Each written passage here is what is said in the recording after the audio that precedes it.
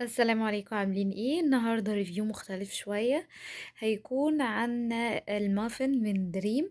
هجربه، هقول لكم رأيي فيه وهوريكم كمان شكله بعد ما اعمله. بس في حاجة مهمة جدا، وانا كنت جايبة المافن ده، كنت جايباه تقريبا ب43.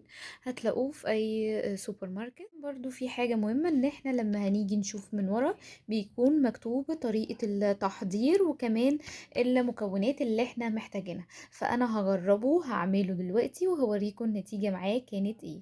في برضو حاجة مهمة، ان جوه العلبة بيكون موجود البودرة بتاعة المافن، وكمان بيكون موجود شوكليت شيبس، ودي الكوبايات اللي بتكون موجودة. فدي بيكون انبوكسنج او محتويات العلبة بتاعة المافن بتاع دريم. فهجربه، هقول لكم، هصوره لكم واوريكم شكله عامل ازاي.